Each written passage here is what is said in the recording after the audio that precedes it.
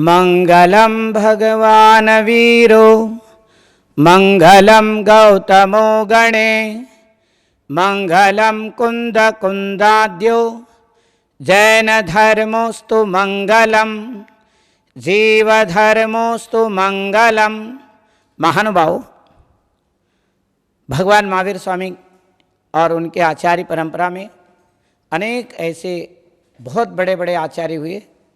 उसमें आचार्य श्री विमल सागर महाराज जी, जिन्होंने आचार्य श्री महावीर कीर्ति मुनिराज के पावन सानिध्य में दीक्षा लेकर उन्होंने धर्म प्रभावना के साथ, आत्मा की प्रभावना के साथ स्वपर कल्याण का इतना जबरदस्त उनके भाव समाज के लिए, देश के लिए, राष्ट्र के लिए, विश्व के लिए एक मार्गदर्शक, बहुत जबरदस्त ज्ञान ज्योति का पुंज आचार्य श्री विमल सागर महाराज जी के ये जो ऊर्ध्वारोहण दिवस मना रहे हैं। आचार्य श्री बहुत सरल स्वभाव के थे और उनके दिनचर्या एक बिल्कुल पंक्चुअलिटी थी। जो काम जिस समय करना है महाराज जी तुरंत शुरू कर देते थे। और हम 1988 में सोनागिरी में आचार्य श्री के सानिध्य में करीबन 3 महीने रहे और मैं तब मुनि अवस्था में शुरू में उसी साल दीक्षा मेरी हुई थी। और आचार्य श्री के पास सुबह, दोपहर, शाम को, रात को भी बैठते थे और सुबह प्रातःकालीन वेला में प्रतिक्रमण करते थे, अभिषेक होता था, फिर स्वाध्याय करते थे, फिर सारे साधु संघ, आचार्य श्री कुंतु सागर महाराज जी का पूरा संघ था, आचार्य श्री विमल सागर महाराज जी के पूरे संघ, माताएं, आरिकाएं, क्षुल्लक, क्षुल्लिकाएं, सब लोग वहाँ पर रहते थे। आचार्य श्री विमल सागर महाराज जी के साथ आचार्य श्री कुंत सागर महाराज जी का पूरा संघ और उपाध्याय भरत सागर महाराज जी थे, साध्वादमती माता जी होती थी और साथ में कनक नंदी महाराज जी आज भी आचार्य परमेष्टि राजस्थान में विराजमान हैं। तो आचार्य श्री के जो ज्ञान ध्यान की है वो बिल्कुल अलग और निराला है। आचार्य श्री अपने जीवन में स्वयं के कल्याण के साथ विश्व का कल्याण का ही कोई भी व्यक्ति आते थे, मैंने देखा है बड़े शांत स्वभाव के थे, केवल मुस्कुरा लेते थे तो उनके विचार पॉजिटिव हो जाते, मुस्कुराने मात्र से पॉजिटिव हो जाते थे। विमल सागर महाराज जी ऐसे तपस्वी संत और उनके पूजा पाठ पद्धति सोनागिर में रोज चंद्रप्रभु भगवान के अभिषेक के लिए पैदल चल के ऊपर जाते थे और सारे साधु संत जब अभिषेक करते थे आचार्य श्री इतने खुश होते थे, माहौल ऐसे आनंदमय होता था, जिसको भी देखते थे देख के केवल मुस्कुराते थे। उतने में सबको आनंद मिलता था, क्योंकि मैंने देखा है एक साइकोलॉजिकली इफेक्ट जो आचार्य श्री का लोगों के ऊपर पड़ता था और हमेशा खुश रहते थे वो और बिल्कुल शांत रहते थे, सरल स्वभावी थे, विद्वान थे, ज्ञानी ध्यानी थे। और जब कोई आदमी आता था तो उनको कई बार माला भी उठा के देते थे, कई बार आशीर्वाद भी देते थे और वो कोई और चीज़ नहीं बताते थे। मैंने देखा है नमोकार मंत्र मेन बताते थे, तुम 1.25 लाख नमोकार मंत्र पढ़ो। एक दिन मैंने महाराज जी से पूछा, आचार्य श्री सबको आप ये 1.25 लाख मंत्र बताते हैं, क्या इसमें वो है? अरे उसके कर्मों का फल तो उसी को मिलेगा और वो 1.25 लाख जाप करेगा तो उसके भाव अच्छे होंगे, विचार अच्छे होंगे, कर्म अच्छे होंगे, अशुभ कर्म अपने आप हट जाएंगे, थोड़े टाइम के बाद सारे चीज़ें अपने आप ठीक हो जाएंगे। 99% लोग जो है महाराज के पास आ करके अपने शंकाओं का समाधान करते थे और वो खुश होकर के जाते थे, आनंद के साथ जाते थे। लोग दुखी आते थे, मैं देखता था कि लाइन लगा करके लोग बैठ जाते थे और महाराज जी से पूछने आते थे। महाराज जी केवल नमोकार मंत्र जाप करने के लिए बोलते थे और अन्य अन्य मंत्र भी महाराज जी लिख के देते थे, बताते थे, मालाएं भी देते थे।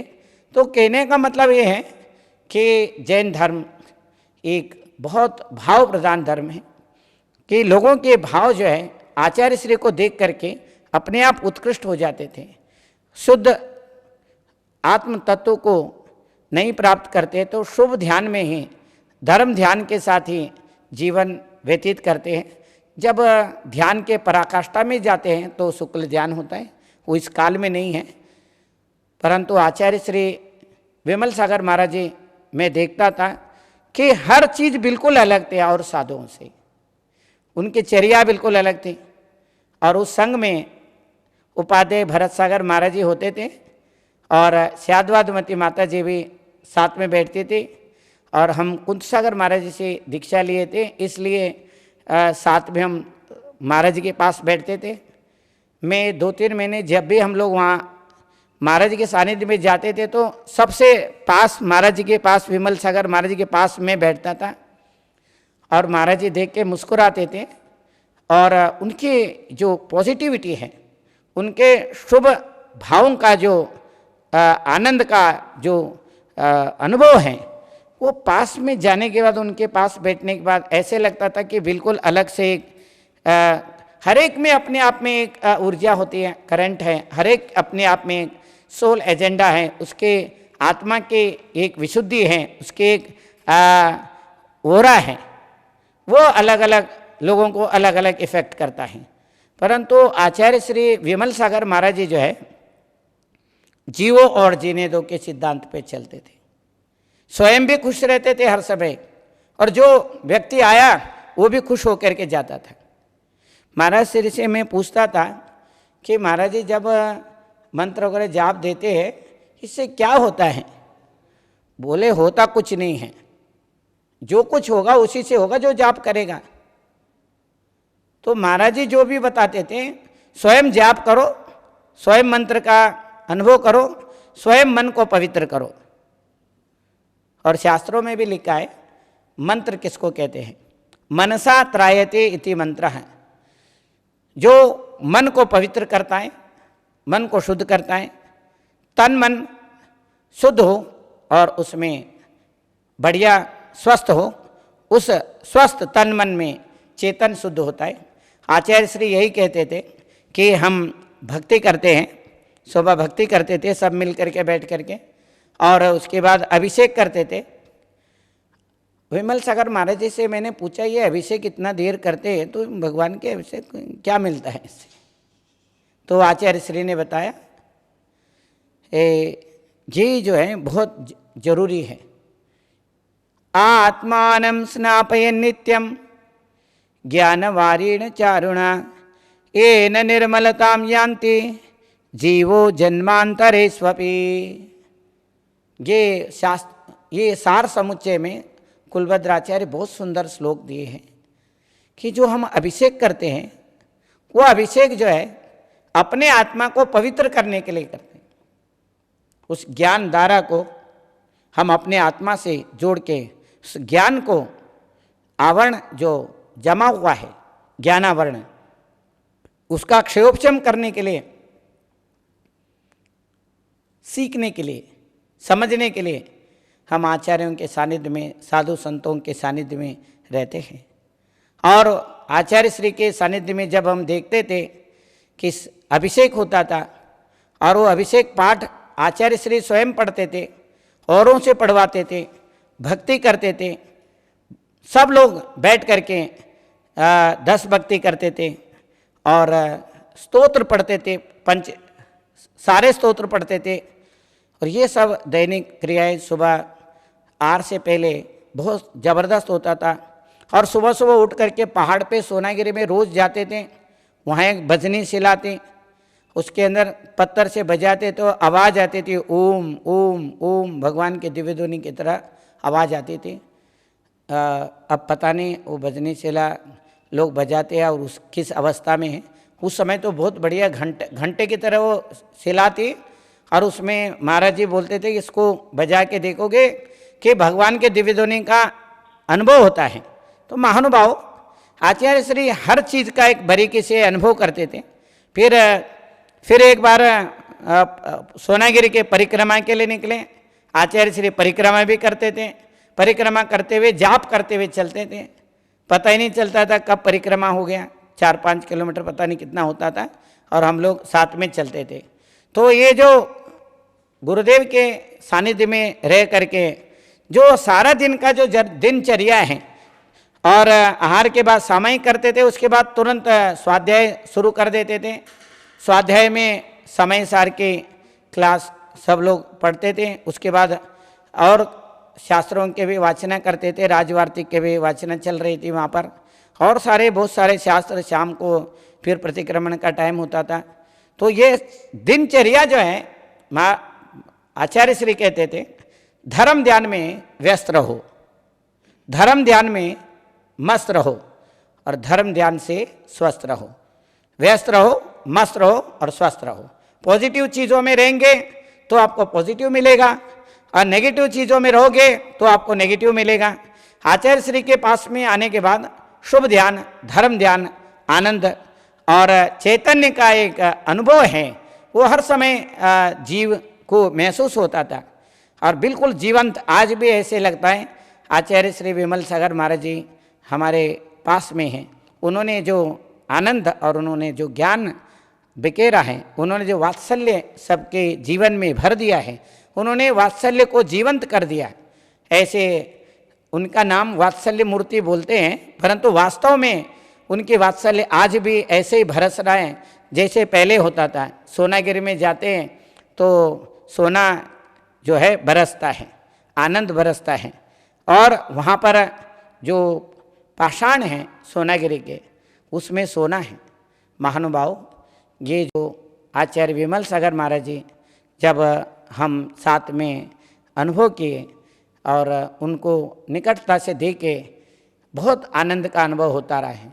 आचार्य श्री विमल सागर महाराज जी 29 दिसंबर 1994 अपराह्न काल में 4:27 पर सम्मेद शिखर जी सिद्ध क्षेत्र पर अपने जीवन का उत्कृष्ट क्षण को अनुभव किया, और आप लोग सब मिल करके उनके ऊर्ध्वारोहण समारोह मना रहे हैं। और हम आप लोग सब मिल करके जीव का जो स्वभाव है ऊर्ध्वगमन, ये हमेशा ऊर्ध्वगमन करता है, कि ऊर्ध्वगमन इसका स्वभाव है, ये स्वभाव से ऊपर की तरफ चलता है। कि आचार्य श्री विमल सागर महाराज जी सबको ऐसे, सब चेतना को ऐसे हल्का कर देते थे, लाइट कर देते थे। उनके पास जाने के बाद जितने भी समस्याएं, जितने भी भारीपन है, वो सब हल्का हो जाता था। लोग बोलते थे आपके पास आकर के मेरा मन हल्का हो गया, इसका मतलब लोगों का मन भारी होता है। और वो भारी मन से जो लोग आते थे, आचार्य श्री उनके सिर पे हाथ रखते थे, और हाथ रखने के बाद एक अलौकिक आनंद का अनुभव होता था। ऐसे आचार्य श्री विमल सागर महाराज जी का एक दिव्य चेतना आज भी हमारे अंदर अनुभव हम करते हैं। वो आत्मा का सोल का एक कनेक्शन होता है, और उनसे हम जुड़े रहते हैं। ये जो हमारे भीतर आत्मा है, इसके साथ सारे जुड़ाव है, इसके साथ सबका अनुभव है, आनंद है। तो हम जब आचार्य श्री के पास में स्वाध्याय करने गए थे, तो वहाँ पर स्वाध्याय करते थे, तो बीच बीच में आचार्य श्री बताते थे। अभी मैंने आपको बताया कि अभिषेक क्यों करते हैं, अभिषेक के लिए बताया। आत्मानं स्नापयन् नित्यं ज्ञानवारेण चारुणा येन निर्मलतां यान्ति जीवो जन्मांतरेष्वपि। इस आत्मा को ज्ञान रूपी जल से स्नान कराना चाहिए, जैसे भगवान का अभिषेक करते हैं। भगवान का अभिषेक इसीलिए करते हैं, भगवान के ज्ञान रूपी जल से स्वयं के ज्ञान को मांझना चाहिए, स्वच्छ करना चाहिए, साफ करना चाहिए, और जो ज्ञानावरणी कर्म है वो दूर हो जाए, और उसके दूर होते ही ये आत्मा पवित्र होता है। आत्मानं स्नापयन् नित्यम, इस आत्मा को भगवान के मूर्ति के अभिषेक के तरह स्नान कराना चाहिए, अभिषेक कराना चाहिए। ज्ञानवारेण चारुणा, ज्ञान रूपी जल से स्नान कराना चाहिए। कि महानुभाव, आचार्य श्री के जो सूक्ष्म दृष्टि हैं वो बहुत बड़े विद्वान थे और उनका ज्ञान बड़ा जबरदस्त था। बहुत सरलता से वो बातें कह देते थे और बड़े जटिल समस्या का भी समाधान देखते देखते कर देते थे। तो महानुभाव, आत्मानं स्नापे नित्यम ज्ञान वारिण चारुणा येन निर्मलताम यान्ति। उस ज्ञान रूपी जल से आत्मा का स्नान करने से आत्मा निर्मल हो जाता है। मैंने देखा है आचार्य श्री का जो आत्मा है बहुत निश्चल, निर्मल, शांत, स्थिर और हर समय मुस्कुराते रहते थे। ऐसे उम्र में भी इतना एक्टिव थे कि वो सीखने वाली बात है। हर समय एक्टिव रहना चाहिए, सतर्क रहना चाहिए, अप्रमत्त रहना चाहिए। उनमें प्रमाद नाम की चीज ही नहीं थी। हर समय जागे, रात भर मैंने देखा है। हम महाराज जी से कहे हम आपके पास यहीं रहेंगे, बोले रहो कोई दिक्कत नहीं। महाराज जी का खुला ही रहता था। और रात में जब वो जाप करने लग जाते थे, बहुत सारे लोग माला रख के जाते थे जाप शुद्ध करने के लिए। वो सारे मालाएं महाराज जी जो है अलग अलग जाप करते थे। और जब टाइम कम बचता था तो फटाफट सबको मालाओं को नमोकार मंत्र और जाप करते हुए सब हाथ लगा करके ढेर लग जाता था जाप के।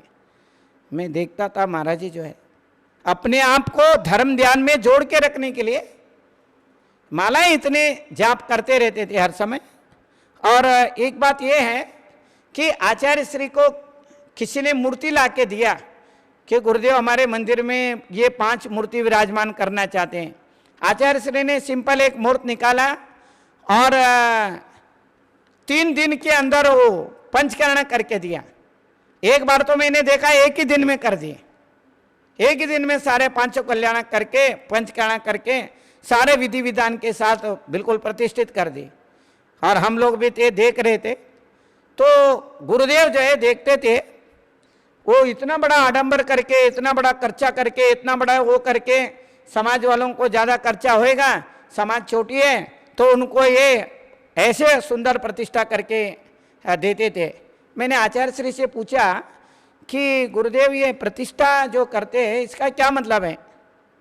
फिर उन्होंने आचार्य श्री विद्यानंद महाराज जी का संदर्भ बताते हुए उन्होंने कहा कि विद्यानंद मुनिराज जो है उन्होंने बताया धौला में लिखा है। तो मैंने पूछा क्या लिखा है। का पदिट्ठा, प्रतिष्ठा क्या है। पदिट्ठा बुद्धिवाचको, प्रतिष्ठा बुद्धिवाचक है, अंतर आत्मवाचक है, परमात्मवाचक है। और प्रतिष्ठा ग्रंथों में भी आचार्यों ने लिखा है, प्रतिष्ठा रत्नाकर, प्रतिष्ठा प्रदीप, बहुत सारे प्रतिष्ठा ग्रंथ हैं जो पंचकरण करते हैं। उसका मूल उद्देश्य जो है आत्मा प्रतिष्ठे सकल प्रतिष्ठा है। इस अंतरात्मा में परमात्मा होने का अनुभव को स्थापित कर दे, वही प्रतिष्ठा है, वही सम्यक दर्शन है।